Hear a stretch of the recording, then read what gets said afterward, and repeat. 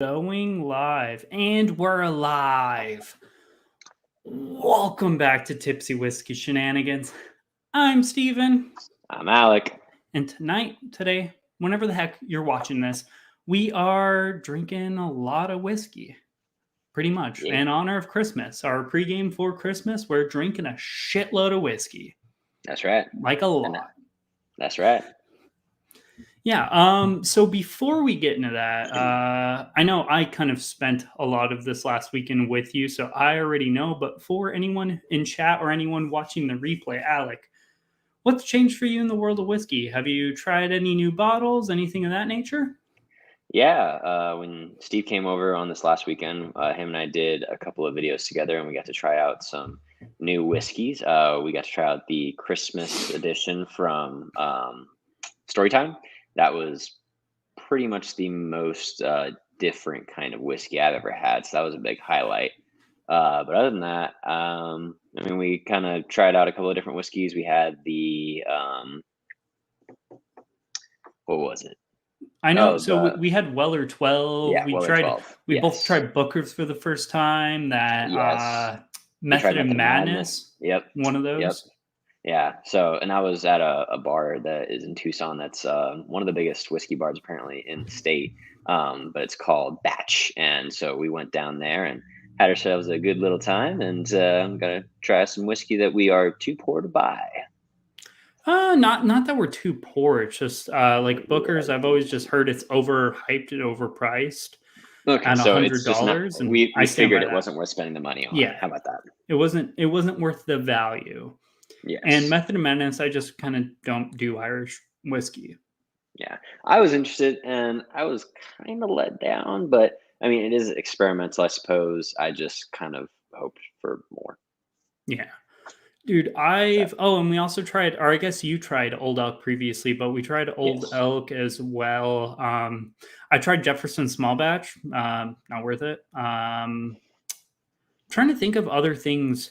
So the Doc Swinson's Alter Ego, I literally picked that up like 2 days ago. It's so good. I think it's like $60 or so. It's the sherry, cognac, and I think just normal oak finished bourbon. Really good. I think it's like $60. So I don't know if I haven't actually sat down with it, but I was like, this is really good whiskey. Real good. Try that when I come around.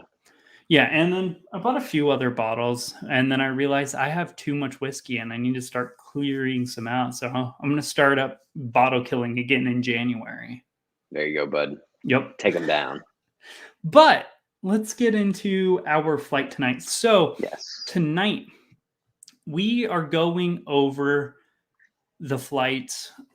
Let's see here. We're going over the bottles. Sorry, I had to maintenance for a sec.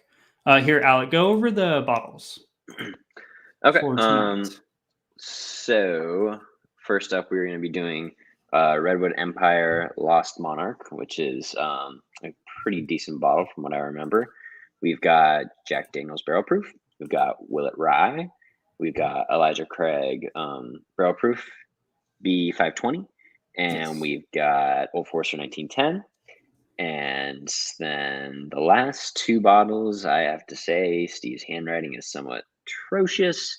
And Sagamore Cast Strength Rye. I can decode that one for you. And then High West Double Rye. There we go. Okay. Yeah, that's the only one I don't know if we're gonna drink the same bottle because I didn't write which store pick I poured. So yeah, we might not actually have the same bottle there. Yeah. But they're both wine finished ones. So the one I'm going to be drinking is the Syrah finished one for 1 year and 3 months.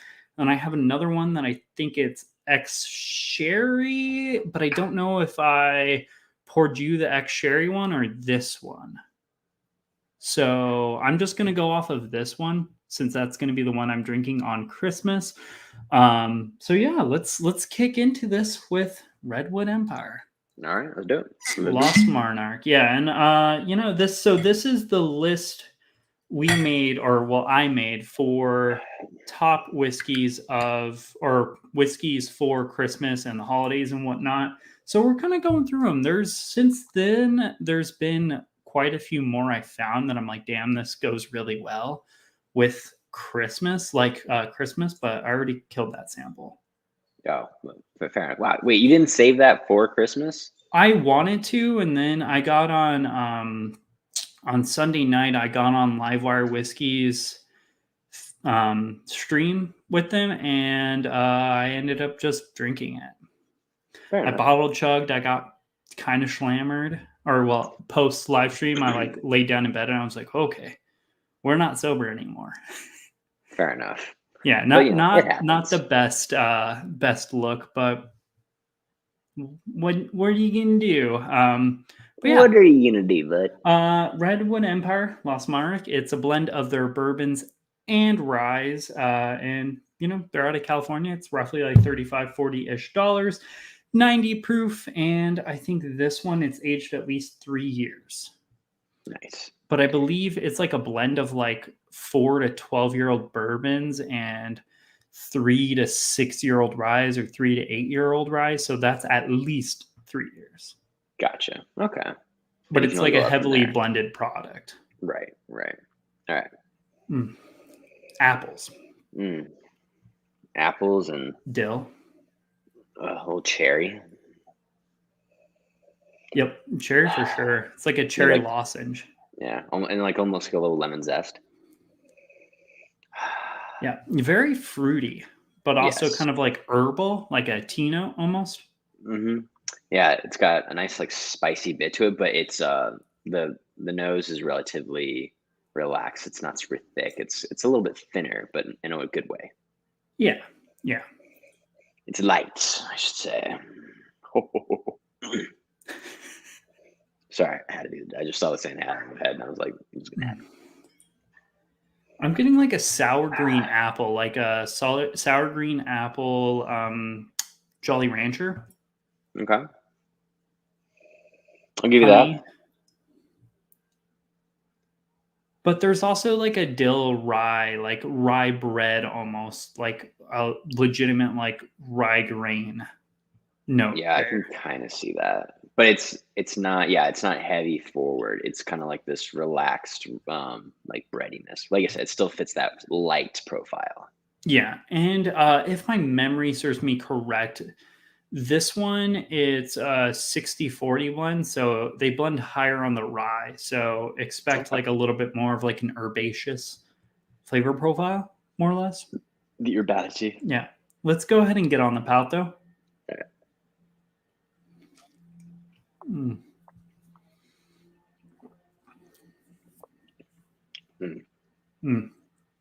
Yes, way more herbal. Almost like a black tea. Yeah. Honey. With like a little bit of like clove, a little clove. Lemony, pepper, a little bit of like a peach. I kind of lost that sour green apple Jolly Rancher though, and I was digging that. Yeah, it's kind of odd how that left. But it's got more of a, almost like it's got more spice to it, more spice on the palate. Like not licorice spice, but kind of it's like a black pepper region. It's like a black pepper and a black tea. Yeah, there's something else in there though. I don't know. I'll have to figure it out.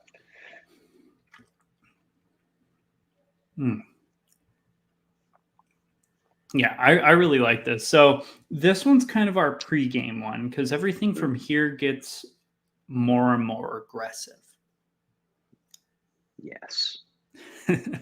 All right. Are you done with this? I like this one a lot. Oh yeah. And I think even as like a pre-gamer, I do appreciate this one because like I said, it just has that really light, like but very flavorful profile to it that I really dig. I definitely dig. Yeah. And next, let's go into High West Store Pick. High West? May as well get it out of the way. Yeah, just because it's we're going to work this in like proof wise, and then we're going to go to bourbons and work up those on proof wise because, well, I'm not trying to blow out my palate. So I think that's a good order to kind of work up to.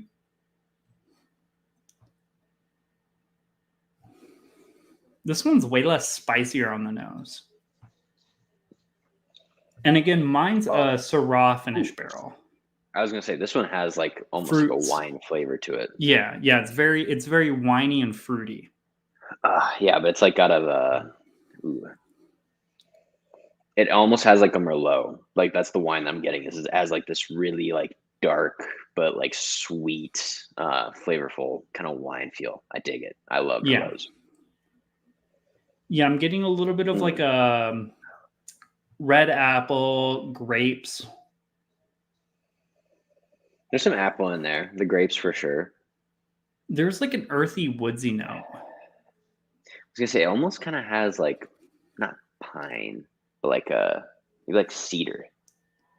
You ever had I'll cedar? Give you that. Yeah, it's earthy and woodsy.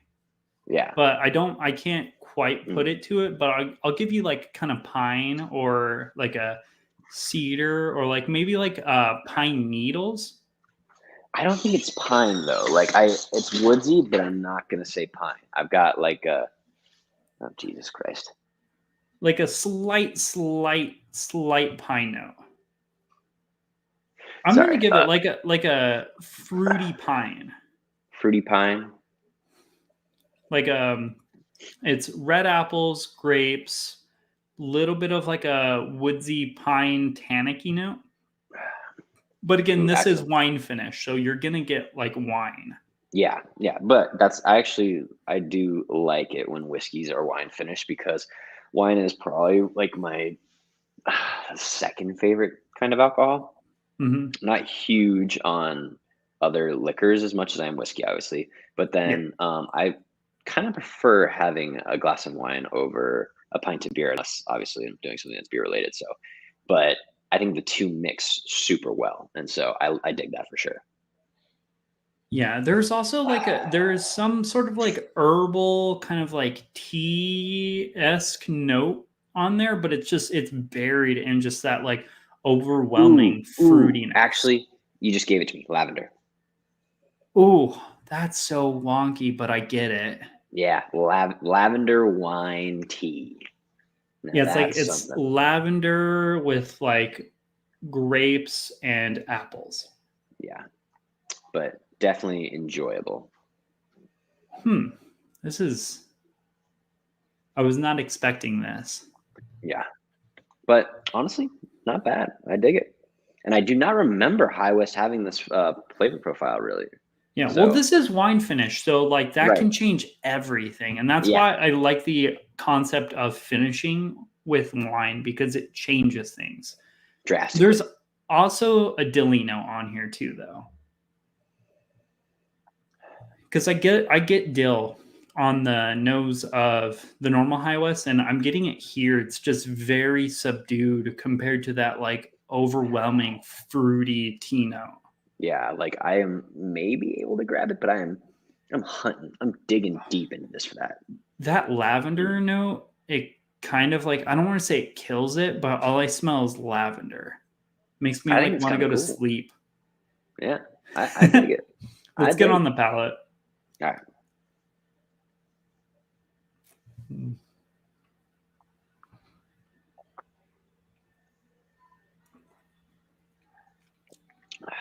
Okay, very, very winey again. Yeah. But this time, more of that, astringent oak, the grapes. A little bit of like a peanut butter note, like a chocolate peanut butter. Oddly enough. It's got like some thickness to it, but it's almost got like, like to counter the peanut butter, it's like, no, not honey, but like a weird. I would say honey. There's definitely honey in this. Yeah, I wonder what it's the something ABV else on this is. This is like written in with like crayon. It's either 51.8% or it's 52.8%. So it's around 50%. 52 to 53% ABV. So it's not low. No. Yeah, there is some chocolate peanut butter in there, but it's really weird with the grapes. Yeah, it pops up about like the back of the tongue and then goes away just as soon as it pops up. It's kind of weird. It's like a, and then goes away. Right. Well, it leaves a more viscous note in my mouth, if anything. Yeah, mouthfeel on this is really good. Yeah. Digging the mouthfeel for sure. I like it though. There's black tea, dill, honey, grapes, and that weird little like peanut butter chocolate explosion. Yeah. No, overall, it's very intriguing. A little bit of like a red apple, but like just apple skins, not the actual apple skins, which is kind of weird. But there's a weird funk in here. I'm not sure what exactly it is, but it's a weird funk. Well, wine finish can sometimes also like, just as much as I like wine finish stuff, wine can go wild. Yeah. So I know that's why a lot of people don't do it, because sometimes wine finish can get a little bit like too much, more or less. Yeah. No, I liked the nose better than the palate, but overall, I still like all of it. Yeah. I definitely still like this better than the Lost Monarch, but I don't know how much more. I was going to say, I'd kind of put them on the same level. They're different from each other, but I don't know if I necessarily like this one more. Still really, really good. Just that like fruitiness from the wine is a little bit too overwhelming, slightly drying, kind of like tannicky and whatnot too. So I'm okay with it. I'm not in love with it, but I don't hate it either. Right. The other store pick I have is miles and miles above that. So I'm hoping, or I wish I would have poured you that one, but it is what it is. Way to cheat me out, but. Yeah. And you want to move over to the Willett Family Estate Bottled Small Batch Rye. So these are the 4-year-old Willett Ryes, bottled at cask strength. This particular one is 54.4% ABV or 108.8 proof, and 4-year-old cask strength rye essentially. All right. I dig it. Yeah. And you and me happen to really, really like this bottle. I love Willett. I remember when we first got it, and I was like, "This is it's spectacular." Oh, gotta like. Nope. Hello, Stella. Thank you for joining. Cheers. Yeah, I just skipped right to the palate on that one. Ooh, see, I'm still. It's dill and black licorice. It's so heavy on the dill and black licorice.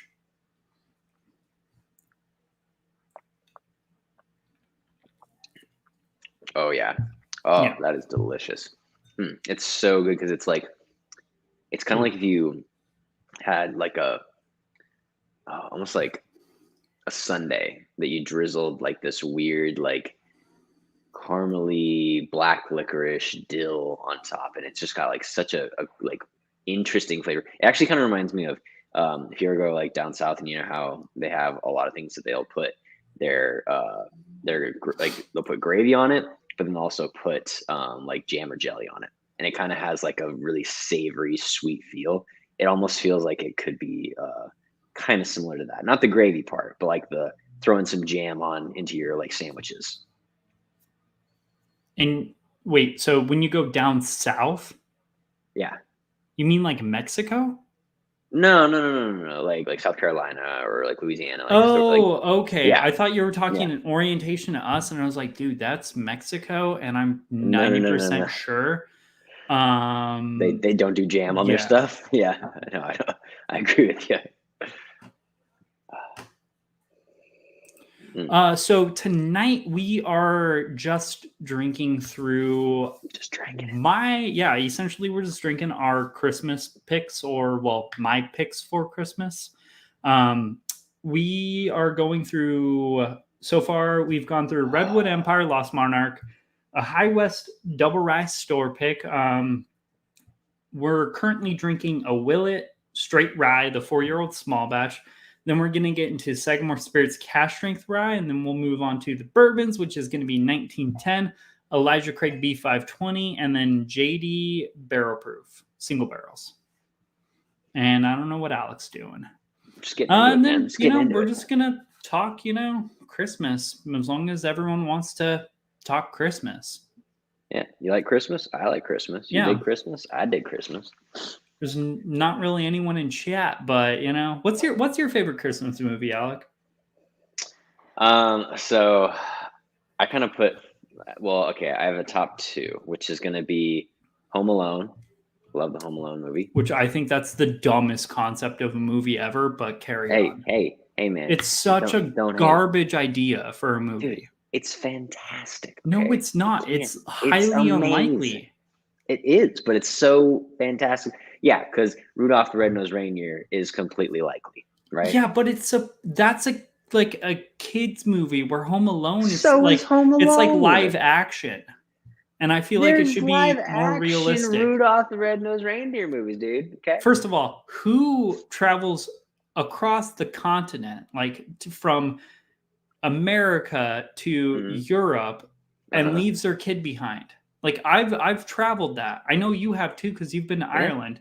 That is a long ass flight to not take accountability for the 4 people you're in charge of, or however many people. No, I can agree. The premise of the movie is very unlikely. I agree with you on that. But so dumb. Okay, yeah. Dumb. So I do love Home Alone, and then Polar Express is tied for first, and then after that, I do love the claymation Rudolph the Red-Nosed Reindeer. Okay, yeah, I like Rudolph a lot, because that's just a classic. Polar Express, I'll give you. The animation's a little wonky, but dude, I like that one. It's still amazing. You kidding me? Yeah, Home Alone hate on it. Is garbage, just because I can't get behind the story. Let alone they're not going to leave their kid behind, and then if you do leave your kid behind, those people who are trying to break into your house, either they're not going to break in because the home's not empty, or they're just probably going to there's no way that kid could fend them off. I don't want to cross lines on the live and say what they would do to the kid, but either it would be some sort of murder, or some sort of stuffing a sock in his mouth, tying him up and throwing him in a closet. Well, yeah, but see, that's the thing. None of that's hot. There's no way a kid that young could fend off 2 grown-ass men who are supposed to be tough bank robbers or whatever. Well, that's the thing. They're stupid, though. That's the other thing, is that they're stupid robbers. But yes, we agree the premise is off. It's not reasonable. Yeah, so we're in AZ as well, just because we live there. And yeah, so Old Forester 100 and Old Forester 1910 are definitely going to be something I'm drinking over the weekend, just because I naturally drink a lot of Old Forester 100. And 1910 is one of our picks. That's right. Good old 1910. Gotta love it. I don't know why it bugs me. I think Die Hard's a better Christmas movie. And I love action movies, and I don't even consider Die Hard a Christmas movie. Oh, yeah, because we had the conversation of if something is actually a Christmas movie because it's happening at Christmas. Yeah, right? Does that really classify it as a Christmas movie? It depends. If it's Christmas time and you're watching it, then yes. If it's not Christmas time and you're watching it, then no. Yeah, because I can watch Die Hard any day of the week. Yeah, Die Hard's pretty great. Yeah. I love Die Hard. Yeah, so for me, I don't know if I would say a top one, but I would say definitely, Die Hard, just because I think Die Hard's a better movie than any Christmas movie in existence. Elf, because I love a comedy. Elf is another great one. Rudolph, and Polar Express for nostalgia. And I feel like What do you think about the Santa Claus movies with Tim Allen? is that the one where he's forced to become Santa Claus? And he Yep. gets all fat. Yeah. I saw those for the first time literally last year, and they're okay. I mean, it's funny, but it's not. It's no Elf, you know. It's not top 5. It's top 10, but not top 5. Okay. I guess, or at least that's where I stand. Okay. I mean, agree to disagree, buddy. I don't know. I like them, but I also agree they're not like the best, but they're not the worst either. I mean, there's definitely with how many Christmas movies they bring out this time of year, and like just even All the Hallmark Christmas movies. Well, but even like Marvel has turned the Hawkeye little miniseries into a Christmas miniseries, and it's like, does that really that's the same argument with Die Hard? Because Right. like I've seen all of them except for the most recent episode, and I mean, it's pretty much just Hawkeye trying to get rid of his past as Ronin. Yeah. When they were doing that whatever the thing. Yeah, but that's the thing. It has nothing to do with Christmas. Right. The only thing that makes it even remotely Christmas is related is that it's during Christmas time and he's in New York, so there's Christmas everywhere. Yeah, and he wants to get done so he can go spend time with his family. Yeah. I don't know. Yeah. Anyway. Yeah. You're gonna get me ranting. I know. We gotta. It's time to get back on track. Have you seen the new Matrix movie? No, have you? Yeah. It's on HBO. It's free. I ran out of things to do. What? Oh, yeah. Dude, I'm totally watching that later. I thought that was just in theaters. I'm gonna spend time with my girlfriend or not tonight. Fiance. I just mean like in general. Like I'm totally gonna sit down with my dad and watch that this weekend, probably. Fair enough. Yeah. I will say I liked it better than Revolutions. So I don't know the whole Matrix. Like I've seen all of them. I just don't know the backstory well, but I liked it for like a dumb action movie. Okay. I like the beginning of it way better because the beginning is just not action packed. It's just like kind of the story and it's like confusing and it's like borderline having a schizophrenic meltdown for like the first like 20 minutes. Uh-huh. And then, he goes back into the Matrix like every Matrix movie. Gotcha. More or less. I don't want to spoil anything, so I'm going to stop talking about it. But it was okay. I kind of wish they would just make a whole movie out of the first 20 minutes, though. Just watching Keanu Reeves have a mental breakdown. All right. That's fair. I could get behind that. Yeah, but let's get back into the whiskey, Yes. Yes. So Willet. Straight rye. Black licorice. It's slightly nutty. I never got nutty on it, but... It's nutty, but it's more so just like that nut oaky flavor, oaky nut flavor. Like, it's just like the typical like oak and nut, but it's on this like back end, Yeah. The dill and Slightly the black nutty. licorice and like that whole bit is definitely like the highlight. It's definitely black licorice, dill, black pepper, little bit of like a honey lemon. Vanilla. Yeah, I'll be totally honest. I already finished my sample because I was just drinking at that point. The whole sample? Well, yeah, because we were talking and then I started drinking and then we were talking and I kept drinking. We'll move on to the next one. All right. And this one's probably my pick for best. Yeah, Sagamore Spirits Rye. This is cask strength rye from Sagamore Spirits. I believe this is 4-year-old MGP juice, but I could be wrong. And it's bottled at 112.2 proof, which is that's a great proof point. It's a nice hitter. Yeah. A really nice hitter. That's the way I see it. Yeah, like I like anything that's like around 110. 110 to 120 is like that nice level where the heat's not overbearing.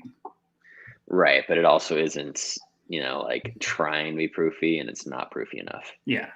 I mean, we're gonna get slapped by proof here in a little bit with the Jack Daniel's single barrel. Yeah. You mean barrel proof? Oh, single barrel proof. You know what I meant. Yes. Mm. Ooh, See, my this just nose is has broken, dude. need a nostril break, a sinus derailing.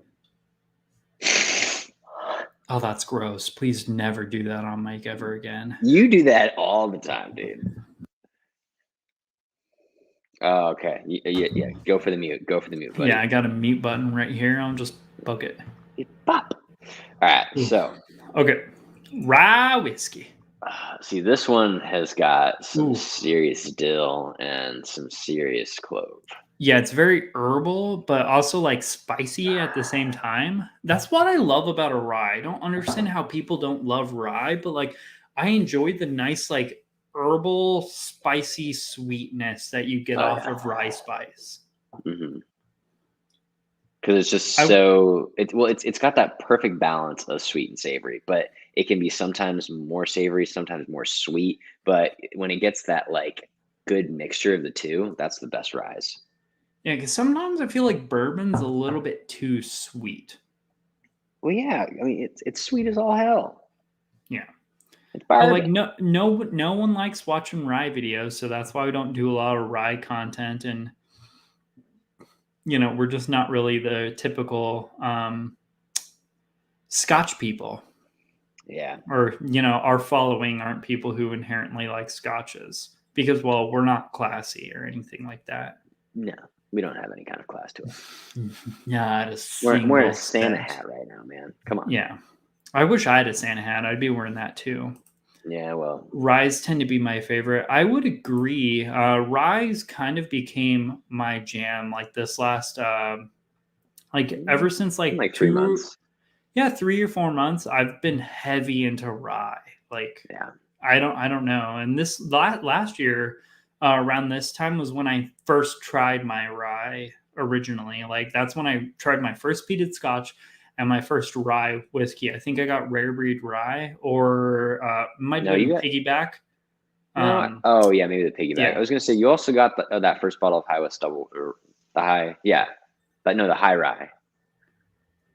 Because I remember you had that about this time last year as well. Oh yeah. Because I got that as a gift, or maybe I'm like going way too ahead, but Mr. Whiskey Shit's in the house. Cheers, man. Cheers, cheers, and cheers.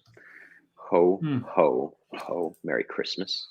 Yeah, I will watch every rye video. Legit, my favorite. Nice. I don't know if I would say it's my favorite. It's my favorite for this time of the year. This Sagamore Cask Strength rye might be the best Christmas whiskey. Cranberries, rosemary, a little bit of black licorice and dill. Yep. A little bit of pepper in there. On the palate especially, you get like this explosion of cranberry, black licorice, and then it almost has like a honey toasted, like dilly graham cracker. Honey toasted graham cracker. Yes. And it's just like flavor. Yeah. It's 112.2 proof, so it's like just enough to keep you like awake and like not cold, but not too much. Yeah. Livewire whiskey in the house, or well, probably the second part of Mr. Whiskey Shits, or however you want to take that. Now it's a party. Hell yeah, we got more people coming in here. Liveth Morgan in the house. First time we've seen you in here, unless if I've missed you. Hey there, Tipsy Whiskey Shenanigans, catching my first live. Cheers. Cheers to you all. Thank you for joining. How much I like rye. Yeah, I feel like rye it's kind of offensive, so people have to get over that alcohol, whiskey, and then they learn that, oh, hey, I'm cool with this alcohol, this whiskey burn, this heat. Now I can get into, what kind of flavor profile like. Because I honestly, if you ask me, I don't know if I could say I prefer bourbon over rye. I have a shitload more bourbon, but that's just because video content and it's cheaper, things of that nature. Right. Well, that, and I feel like there's just so much more in the bourbon. Like the bourbon side has more there. Mm-hmm. It's not like we can go into Total Wine and see like the whole aisle of bourbon. No, we see like the rye section of the aisle. You know what I'm saying? Yeah. This cask strength Sagamore Spirits Rye is so damn good. Oh yeah. Especially, I think that it has such a good nose to palate transition because the nose is slightly more of that spiciness, but then the palate is sweet with like It's a sweet. spicy Yeah. banger on the end. I just love that cranberry and rosemary, like just herbaceous explosion of just sweet cranberries and herbs. Yeah. Well, and I think that's another thing about it because there's not a lot of bottles that you have that we've had that have like a significant rosemary flavor. This is one of them. Yeah, this is really good, and that just screams Christmas, so it may as well, right? Yeah, and that local AZ bottle. That's what's today's date? No, I'm not giving away anything from our advent calendar. That one's pretty good. I might be drinking that on Christmas. That or this High West Double Rye store pick because I gotta make room on the shelves. Because I think this is a good fitting pick. It's not as good as the one up there, but it is a good fitting pick for kind of like a spicy sweetness. Yeah.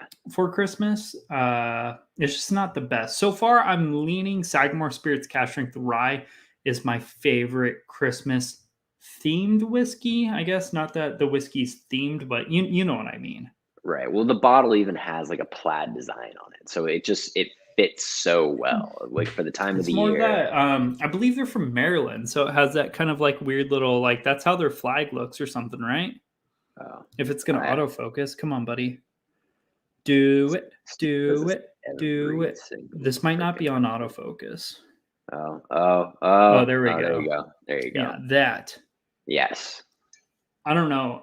That's something that you see a lot in Maryland. Maybe it's like a French type vibe, and it just kind of stuck around there. I don't know. Not a Maryland-y. I'm not a historian. Yeah. No, that's fantastic though. I really like that. Or maybe the Sagamore Spirits double or the what is it? Double rye or double oaked rye. Yeah. That one's real good.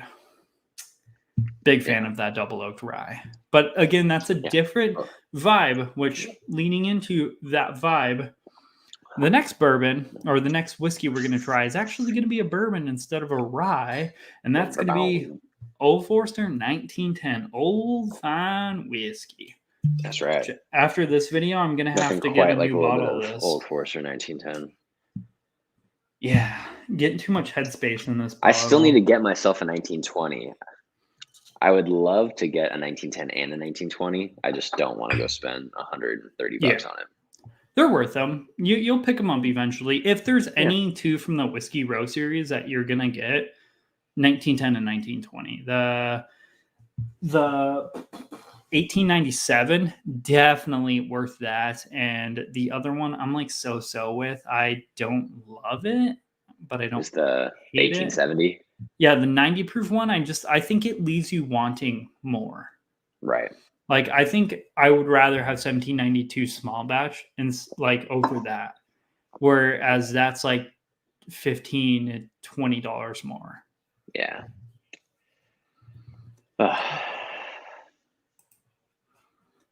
Wines, we have 3 1920s, so we don't pick up one, but I feel like they had at least one there. Yeah, they almost always have it. I think for Alec, it's more the thing of you don't want to have to go to the store and spend $60. Yeah, well, every time I go, I end up picking up like a couple bottles, and I'm like, oh man, well, I'll just get a cheap one of this and a cheap one of that, and then I'm like, I should have gotten something that was actually worth the damn money. Yeah, that's I remember when we first our first live stream, I think we were talking about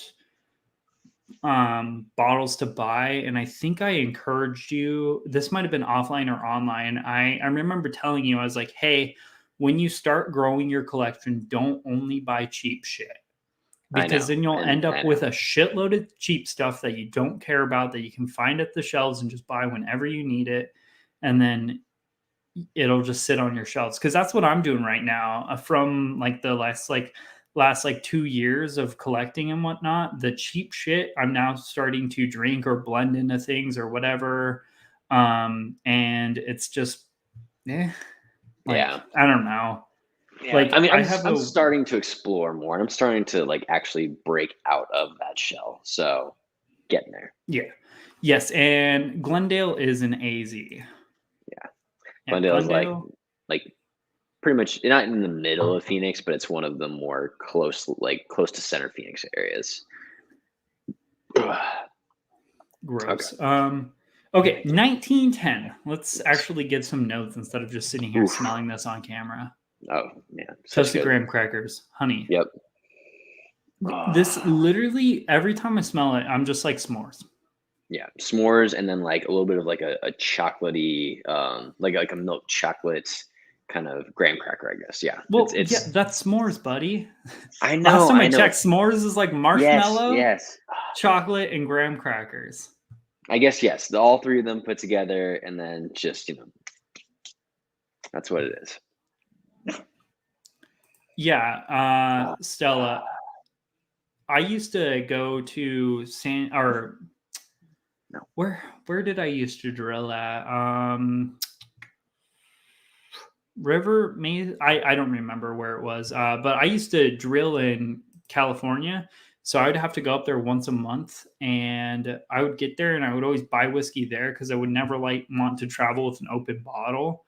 And I used to always pay like 5 or 10 more over what I was used to paying at like typical stores. Like I'll go to a Costco here and a Costco there, and it's like $5 more there for some reason. Right. Just welcome to California, I guess. Yep. All right. Back to 1910. Yeah, s'mores. Yes, s'mores and A little s'mores. bit of banana runts. I hate that because that's just a typical Old Forester note. I feel like it's a scapegoat note. But it's like I'm getting something fruity, and it's like I'm like, oh well, it's bananas. So good. It's just so good. Ooh, that sucks. San Diego is out of 1910. That's the nice thing about the Old Forester line, at least here for us, the way I've experienced it, is they're readily available, always on the shelf, consistent. So no matter what, them and Wild Turkey, that's probably why those are my two favorite distilleries. Not because I think their products are the best or the most value, although I do think Old Forester 1920 is probably the best value in whiskey. It's just they're consistent and they're there. Like you can always find at least an Old Forester 100 or Old Forester 86. Like Old Forester 86 is also really freaking good, which is weird because I usually hate on low proof stuff. Yeah, but I feel like Old Forester 100 is pretty much always at Total Wine. Mm-hmm. Dude, it's just it's banana runts. 1910 is like if you took a s'mores and you just shoved like a packet, like one of those little like Halloween size packets of like the little runts candies, but if it was solely just banana runts and you just shoved an entire one into the marshmallow and they're kind of starting to melt a little bit, the marshmallow is melted on the s'mores, and you just shove it in there and you eat it together. Because it's not hard and crunchy or chalky. It's just kind of like fake artificial banana. Maybe it's more a banana Laffy Taffy on top of your s'mores. I can kind of see that. But as you were describing that, I just imagine like Old Forester coming out with a new commercial where they're just like sitting around a campfire and like they're getting their s'mores ready. And then all of a sudden one dude's just like, wait. And then he pulls out the bag of the banana runts and just kind of like sticks one into his buddy's s'more. And he's like, now that is the way you do it. And then all of a sudden, like they're all like sitting drinking the actual Old Forester 1910. Mm-hmm. Sorry. And this is why you're not in marketing, buddy. I think that'd be hilarious. Are you kidding me? They'd be like, yeah.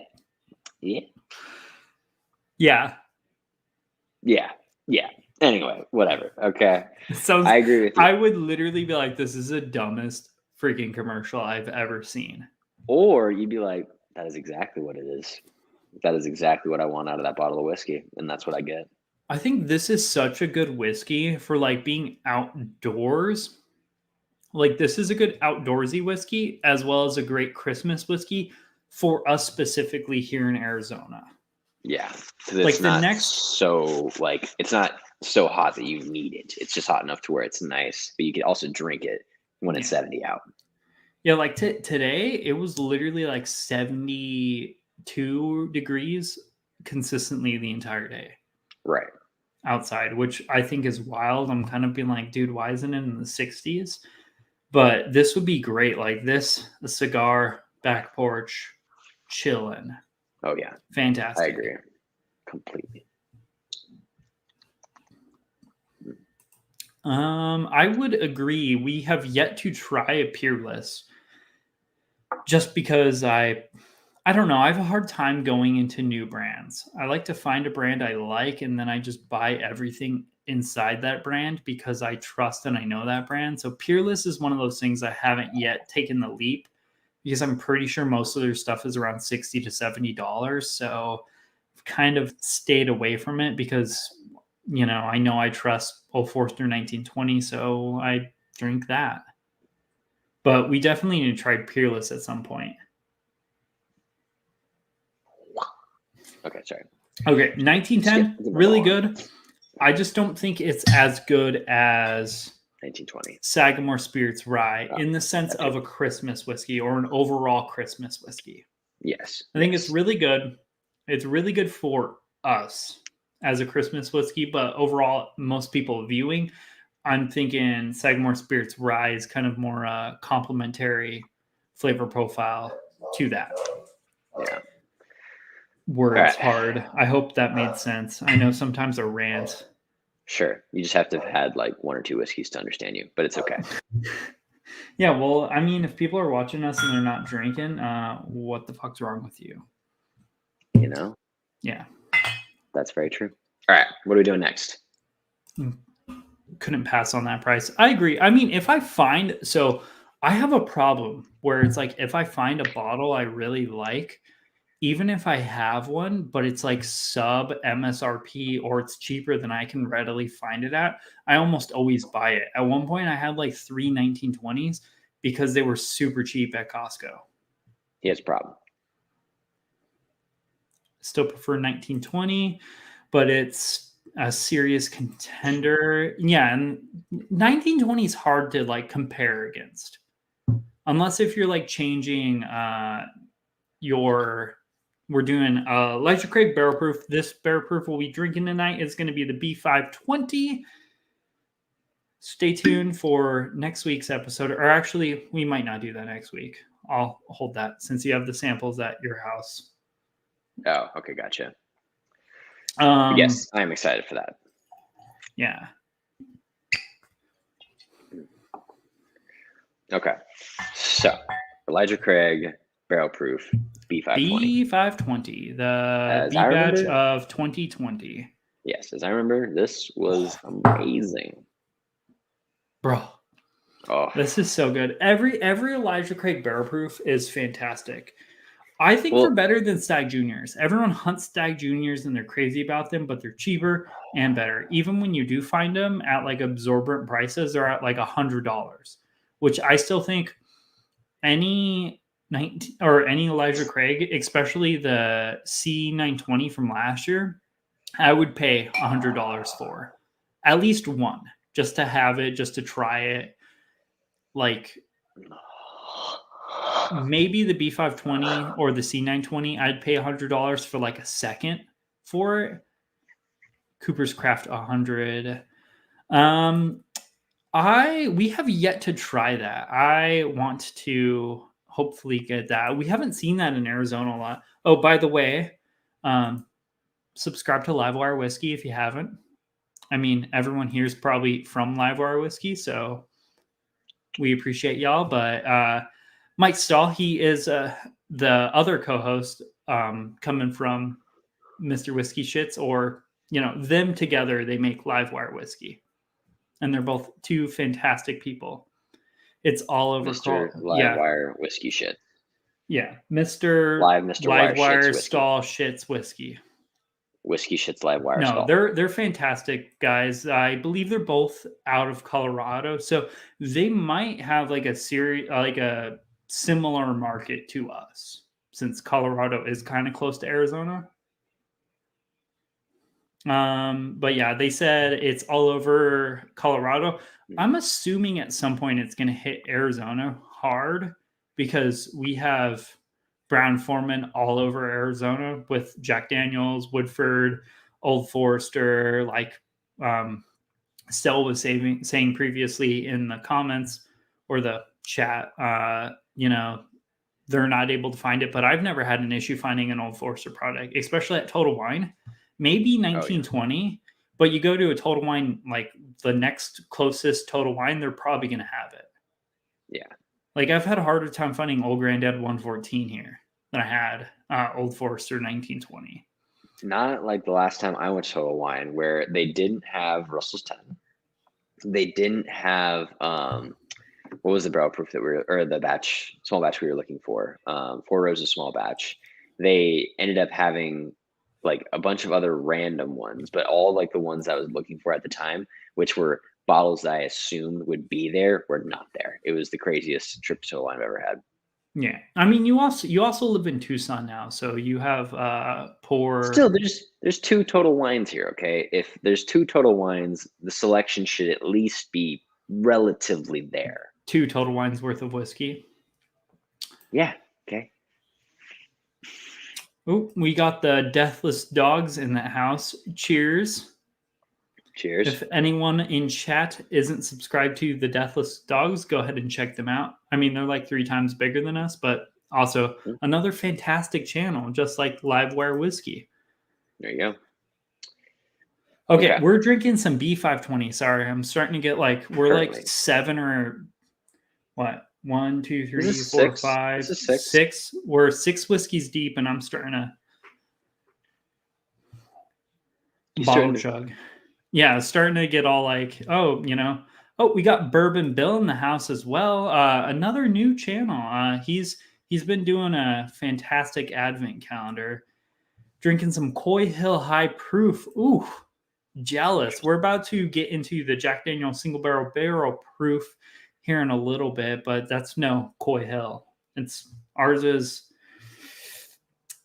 133.1, not 140 hazmat.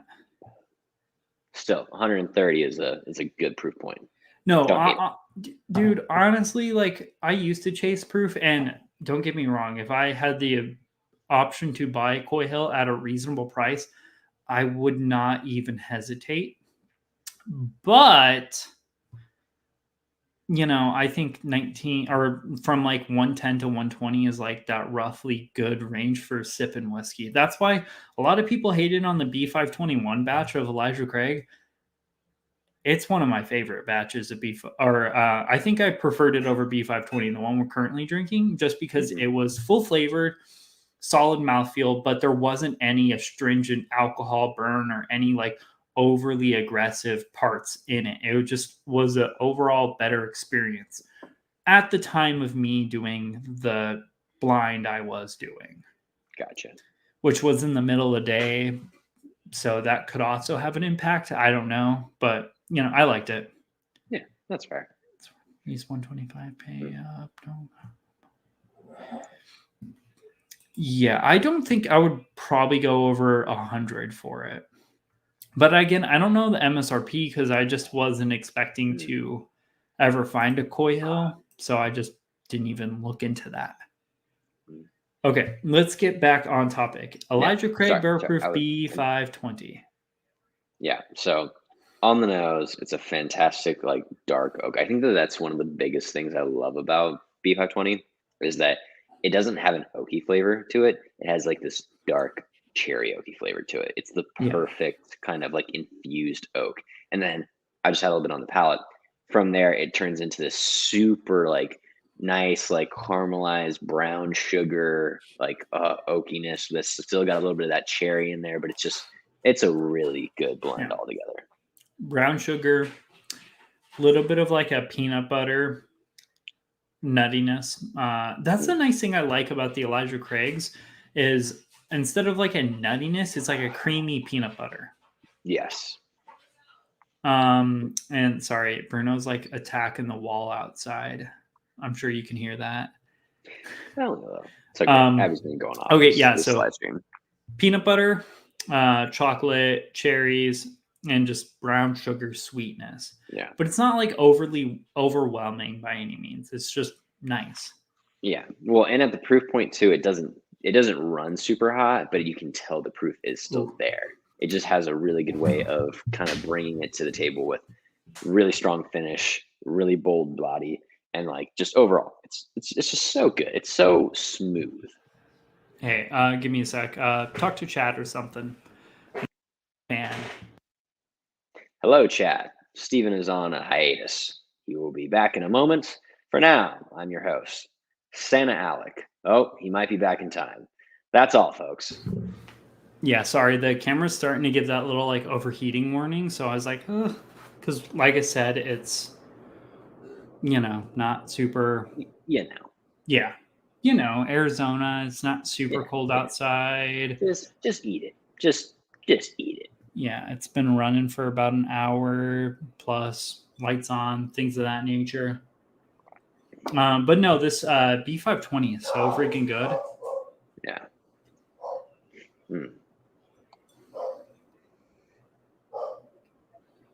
No, I'm so excited for that flight I left at your place.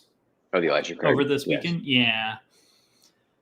Just because I'm curious to see which one I prefer, because I know for a fact I like the B521 a lot, even though it's only 118. The C920 I'm kind of torn about, but the C921 I'm torn about. The C920 though, that shit was off the chain.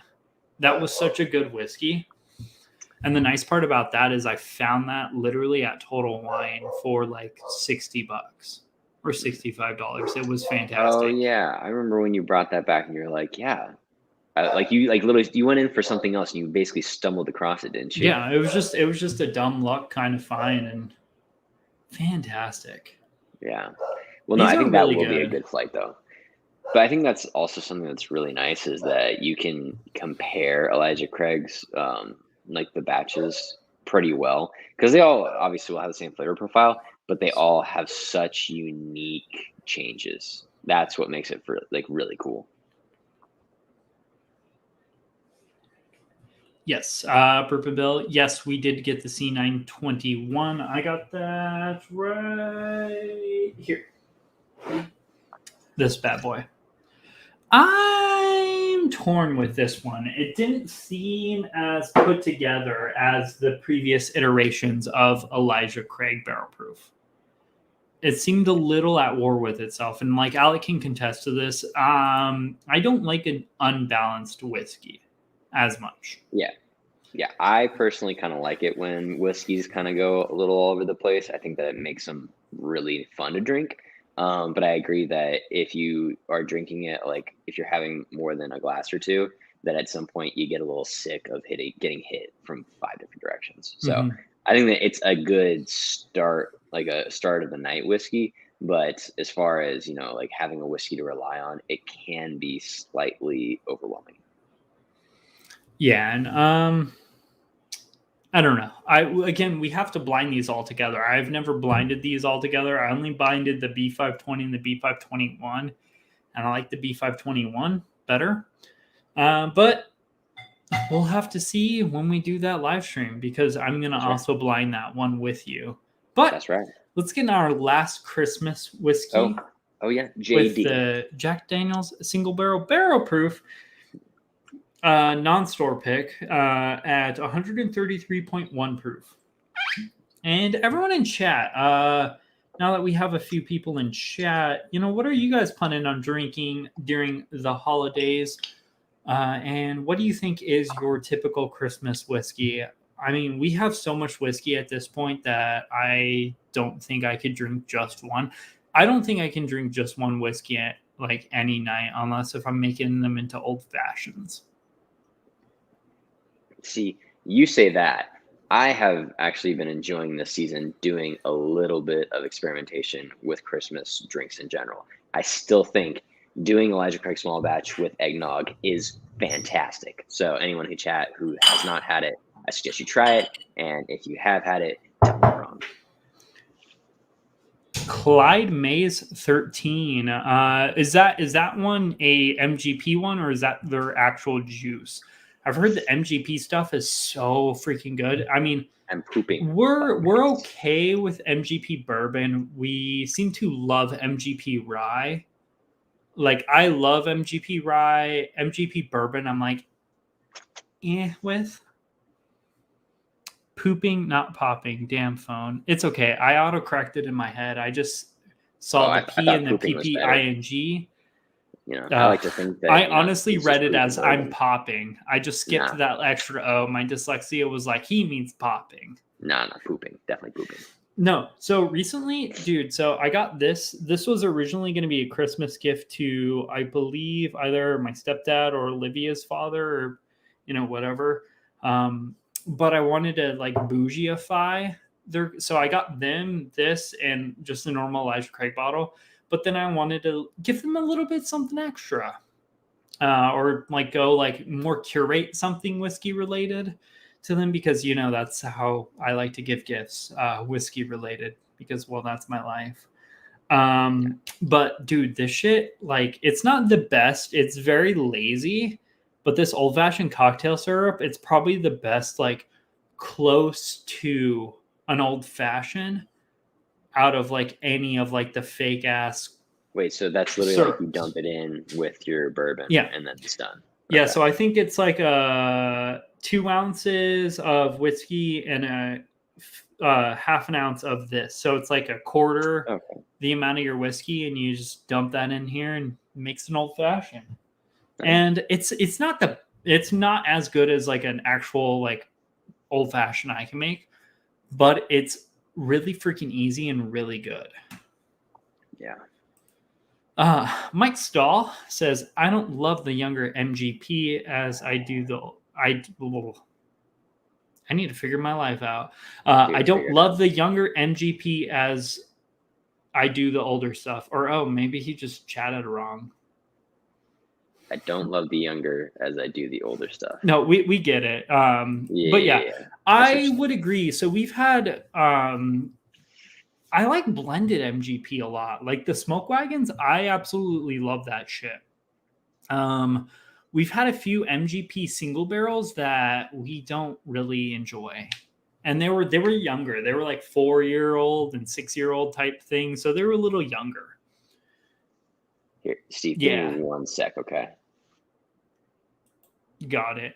And yeah, Mike Stahl says as much as the older, so he's correcting it. Yeah, and I agree. I haven't had super old MGP yet, but I do like the blended stuff. I'm just very anti single barrels from MGP, because I think personally, I believe that's a lazy way out of doing whiskey. If you're gonna source your whiskey, I think it's way more interesting to blend your whiskey personally, just because you're actually creating stuff. So you're taking raw materials, those single barrels, those whiskeys, and creating something more curated, something more on your brand. Whereas if you just do single barrels, you're literally just reusing MGP stuff. Like, I don't know. It's just not my thing. But I also try to stay away from anyone who does MGP, I guess, unless if it's rye, because I really like the ryes. But that Clyde Mays 13-year-old MGP is probably going to be fan-freaking-tastic. Amazing. Yeah. All right. Okay. Let's get into this Jack Daniel's single barrel proof. All right. That's so good. It's banana nut bread covered in caramel. Ooh. I think this is the first time I've ever gotten this, but it almost has like a carrot cake kind of smell to it. I'll be right back. All right. Well, for those of you who are sticking with me here, I think that carrot cake is an interesting note that I've not gotten before, but I kind of like it. It's a little different from the usual, like yeah, like Steve said, banana nut bread, but carrot cake is something I don't get in many bourbons, but I kind of like it. I don't know why I've never gotten it before. Like a really sweet carrot cake that just has that cream cheese frosting just whipped across the Ooh, top. Boom. I agree. So I wouldn't say carrot cake, but when you said cream cheese frosting, Hmm. I wholeheartedly was all in on that. Mm, That's like so a banana nut bread, but if you covered it in a really nice cream cheese frosting. yeah. Maybe it is the cream cheese frosting that's really setting it up, but either way, I'm digging this whole feel right now because this is different from what I'm usually getting. On the palate, still banana nut bread, just full banana nut bread with like a really nice cinnamon, like brown sugar crisp. Yeah. But I kind of like this carrot cake feel I'm getting right now. No, I'm a Mm, really big fan of this whiskey. tasty. So Alec, now that we've tried them, because I didn't want to do like a legit review of any of these, because well, we've talked about all of these way too many times. Mike Yes. Stahl says carrot cake would typically be a rye note. Interesting. I think he's Yes. judging your tasting notes. That's fine. Dude, judge the shit out of me. I don't care. I'm loving what I'm getting, okay? Yeah, I get that bready note, but it's more of like a banana nut bread for me. But I think it's just because I'm used to having like sweet, sweet carrot cakes. I think it's because when I worked at the brew, they had a really sweet carrot cake. But Yeah. actually, if Stella is still in the house and you're still going to be in Phoenix, go to Red, White, and Brew. They're off of McDowell Power and Mesa. No, Get the don't. carrot cake. No, just get the carrot cake there, and then take it and just give it a little A/B comparison to some Jack Daniel's Barrel Proof. Okay, tell me She's in Glendale, first of all, so that's a really far freaking drive. it's an hour. That's nothing for Phoenix people. Ooh, you're wild. Mike Stahl says, not judging. I think it's great. Thank you. I appreciate that. We need to do. I feel like this is kind of an offline conversation, but I'm gonna have it online anyways because I just came in here. All right, do it. We need to do some blind tasting, whether it's on the live or here. Like if it's like on a live or it's an edited video we do. I love this whole advent calendar stuff. They're super easy to edit. Like I can edit one of these videos in like an hour, Nice. which I mean, that's still not a super short time, but judge this stall. Story time's in the house. You know, I mean, if it's only three equals, I feel like you're not really trying, bud. Okay, you're no, letting yourself dangle. it's a chub. It is what it is. But It's no, it's a joke. what I get me all distracted and shit. Sorry, No, man. I'm sorry. so what I wanted to say is we should start doing blinds or competition type stuff because I love beating your ass on everything. And even if I don't win, I always get better at things. So, you know, we should start doing either like once a month like live where it's like blind 4 samples from our collection or maybe a weekly video. I don't know. I don't know what Sorry. this means, bud. I mean, he said I'm leaving him a little soft. I'm like, yeah, when you're not able to. Oh, I didn't even read that comment. That's right. I'm talking to you, story time. Anyway, but yes, we're Yeah, definitely gonna have to keep the Advent kind of strategy going forward for sure. yeah. I was gonna make a comment today. If we can get to 300 subscribers by next Wednesday, you're gonna live stream with your shirt off because usually Zachary Jones isn't here trying to get you to take your shirt off, Wow. but he wasn't in here. This is not an OnlyFans account, okay, Steven? Jesus Christ. Alec, Who you gave do what I tell you to do, and no, that's how no, it works. no. No one gave you that power, okay? If anything, if I'm going with my shirt off, that means that you have to get like slammed because there's nothing better than Steven when he's been batching and he gets to that point where he's like, I can't post this anymore. Oh my God. Yeah, we have filmed quite a few videos where we just get two drunks. That's right. No, don't let the ladies know. Okay. I want this to be Steven and then whoever else is available for whiskey tonight. Oh Not just yeah. the ladies. So Mike Salt, again, thank you guys. Like that's amazing. That's the most we've gained on anything. So what I'm saying here now, I may or may not be able to show up this Sunday night to Live Wire Whiskey's live, and I'm not promising I will be able to do in the future just because work schedules and whatnot. Holiday seasons have kind of made that a little easier, but juggling things and whatnot. But Alec, if we hit 300 subscribers, will you do the whole live next week with your shirt off? Celebrating the end of 2021 and what other stupid shenanigans I get you into? Yes, if I'm allowed to spray paint abs on like it's from 300. No, so we'll do like angle the camera so it's like pectorals up. Oh, Like can I spray paint no on like nips. pecs? Oh, okay. So I got okay. So So you don't just here. have so it's not Okay, okay, nothing too inappropriate. I mean, okay. unless if you want to, you do you, boo boo. I don't know. I will take off an article of clothing, and then we'll just leave it at that. Okay. No, so it has to be a visible article, though, right? I know. So in But other there will words, be no shirt on. Okay, if we hit 300 subscribers. okay, All right. okay. So we'll see what we can do. A visual, whatever. All right. Okay. Yep. Let the ladies know.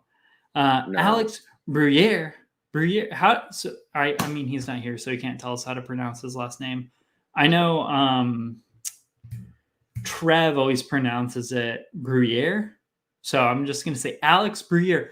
We recently tried your coveted shit. Why am I drawing blanks on nose or names? B blah, blah, blah, blah, blah, blah, blah, blah. Alec, what did we try at the bar this weekend? Bookers. There we go. Bookers. Yeah. So we recently just tried your coveted Bookers. It was a 2019 or no 2020-3. It was okay. Didn't love it. Didn't hate it. It seemed a little overpriced. Alex likes nipples. Sure. I mean, sure. Wear leopard speedo. I mean, if we do full body shots, you into that? Alec, I will pimp you out to get subscribers. No, not on Will's Accord. Okay, I'm not gonna just throw down with a leopard speedo on Will's Accord. Oh Jesus! All right, Yep. looks like I'm gonna be hitting the gym only arm day for the next 4 days. Okay, You also got to do some abs. No, I want That's if we hit 300. If we don't hit 300, then I'm not gonna pimp you out. But that's fair. Again, like I said, Alec, out of all this time, you know our relationship. I'll give you free whiskey. You get naked on the live streams to get us more subscribers. Because doesn't that sound like America? Yes. I mean, that's almost exactly our relationship. Pretty much. Booker's is overpriced, but I can get it for 80 here. So it's not, I would honestly, if it was 70 or 80, I would be willing to pick up a Booker's. The one we tried, it was good. It just wasn't really great. And I feel like once you cross that line of over $80-ish in bourbon, I need something that's going to be great. Right. 80 and up is kind of where you get diminishing returns with whiskey, or with bourbon at least. Not Scotch, just because Scotch is super overpriced, and not necessarily rye as well, because it costs more to make. But I liked it. I don't want to say we shat on the Booker's 2021-3, but I feel like if it was $80, I would be all in. I would buy it at 80. Yeah. Overall, I thought disagree? It wasn't terrible. No, I thought it was a pretty good bottle. It didn't seem like I was expecting to kind of get it and be like, wow, this is incredible. And it just wasn't incredible. But still, it was, it still had the whole Knob Creek feel to it. And it still, had a decent flavor and everything, just wasn't like, it didn't pique my ears up like I thought it would. Yeah. We also might be spoiled with like Knob Creek's profile based off of just like amazing store picks we've had in the past. Like that 14-year-old store pick I have that I'm like very conscious to not drink all of, because once it's gone, it's never going to exist ever again. Yeah. But yeah, so as far as this little tasting we did, which one do you think fits the flavor profile of Christmas. Christmas?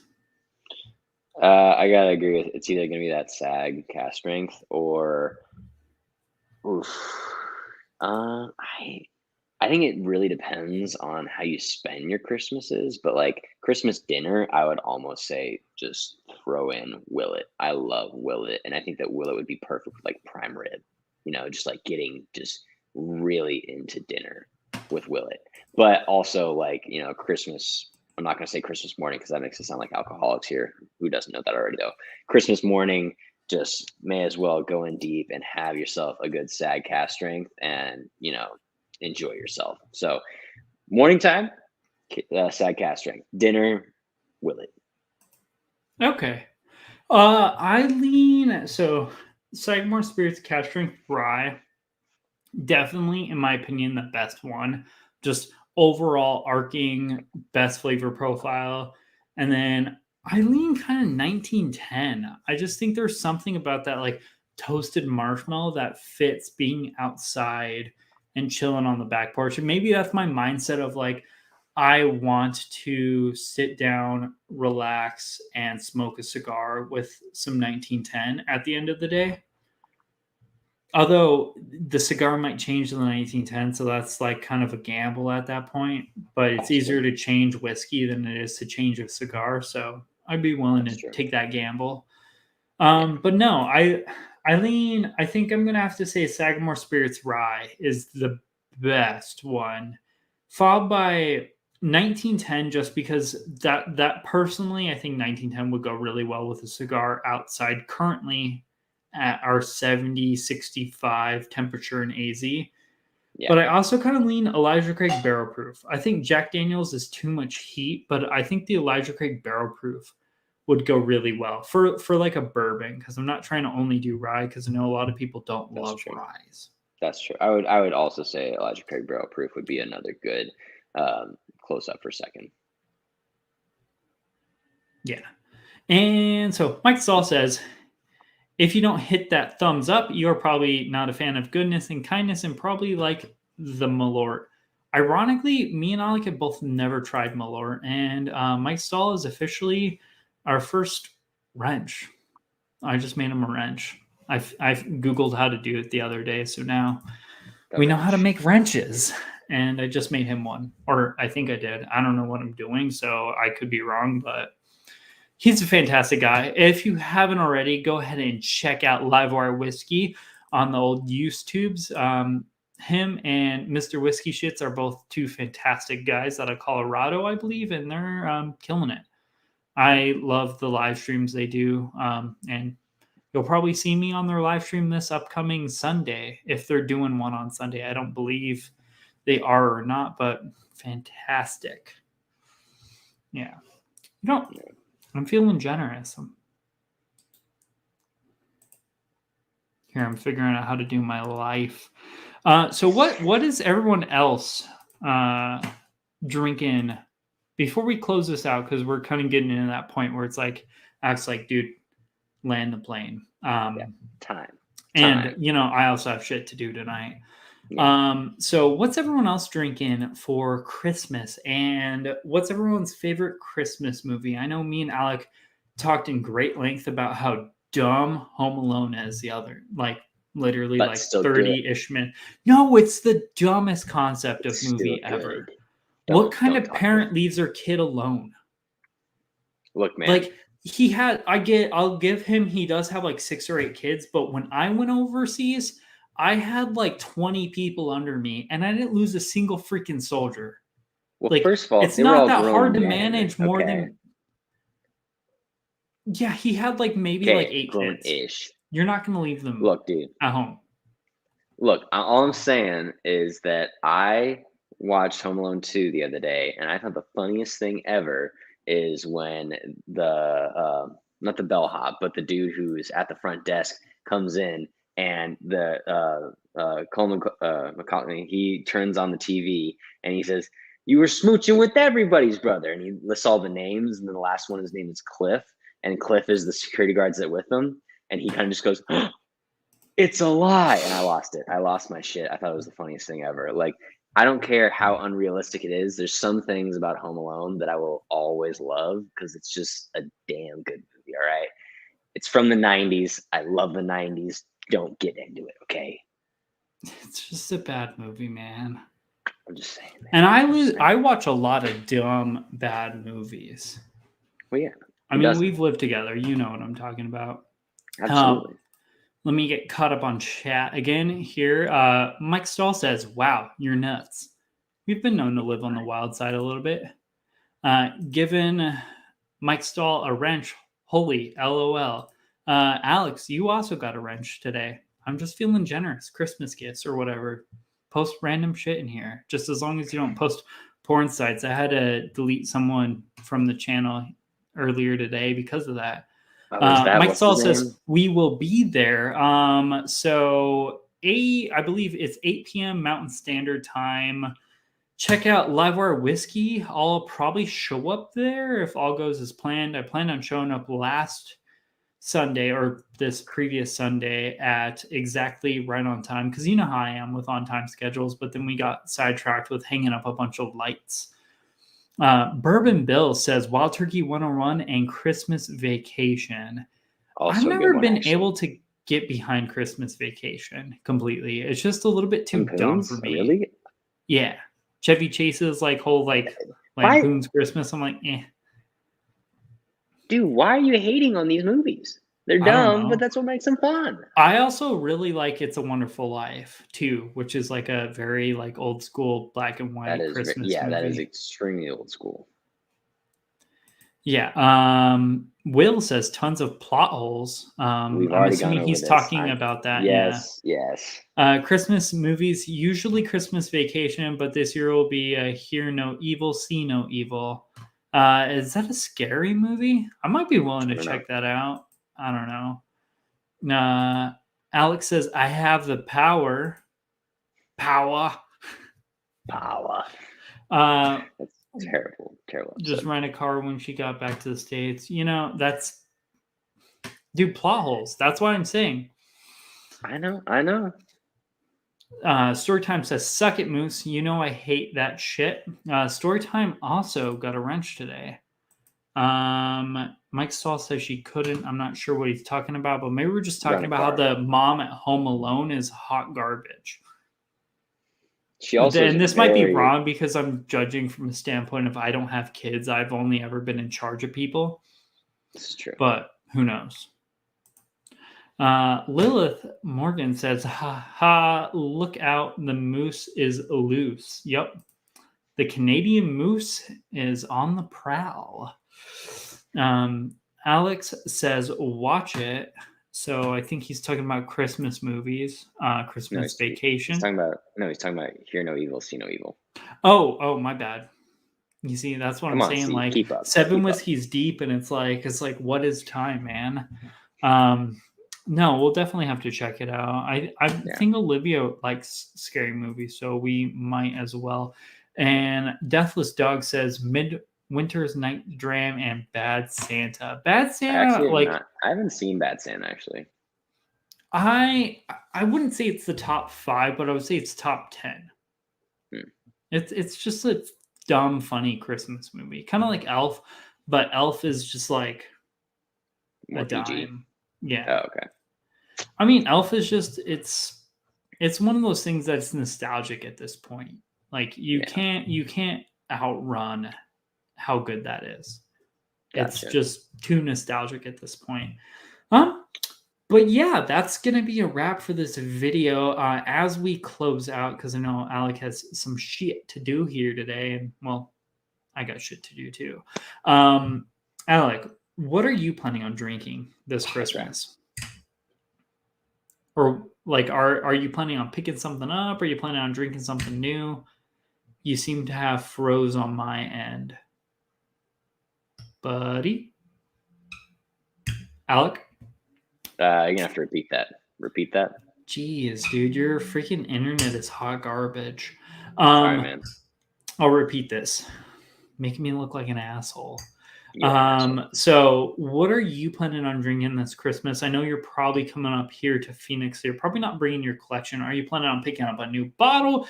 If so, what bottle are you planning on drinking throughout this whole Christmas season of like the whole Thursday, Friday, Saturday, Sunday, whatever? I haven't decided quite yet, just because I don't know how much I'm gonna want to get something new, and I don't want to get anything like fancy and then have it around for people to be like, "Oh yeah, I'll have some." So I might just go and grab myself an Old Forester 100, but I also might try to upgrade that to a 1910 or 1920. I think that's kind of where I'm sitting at. Old Forester 100 Rye would be a good pick. I mean, maybe not completely Christmassy, but maybe Christmas in Arizona would work. Lilith Morgan says she has a first edition Angel's Envy Rye that's about half gone, so she might drink a little bit out of that. I think that's a really, really good one. I haven't personally had that ever, but I've heard really good things about it. It's essentially like maple syrup, like rye spiced maple syrup. I believe it's also like it's like rye finish and port, just like the normal Angel's Envy is bourbon finish and port. Me personally, I'll probably be drinking the Sagamore Spirits Rye, which we drank previously, or this High West Double Rye store pick that's finished in Syrah barrels, just because, well, one, I got to clear some space for it, and two, it's fitting. You know, it's rye spice, but it's also like fruity. Gotcha. So yeah, those are going to be the things we're So Lilith says rye finished in rum casks. And dude, we might have to check out Angel's Envy Rye. That sounds fantastic. That does sound pretty good. But yeah, that's going to be a wrap for this video or this live stream as a whole. We appreciate everyone for hanging out, commenting in the comments, all that jazz. Hope you all have a Merry freaking Christmas. Yes, Merry Christmas. Yeah, and you know, check out our advent calendar for the last few days. Watch me clap Alex's cheeks, and also check out here. I'm going to run down story time, both on just normal Google search and his YouTube, because he's doing some fun stuff over there. Livewire Whiskey, The Deathless Dogs, and the Bourbon Bill or Bourbon Bill. I'm not sure about the name entirely. Whatever.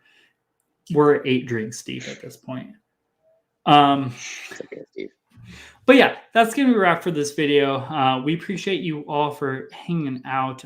Check out those channels I previously mentioned. And, you know, Merry freaking Christmas or whatever holidays you guys celebrate. We appreciate y'all. We'll see you later. Cheers.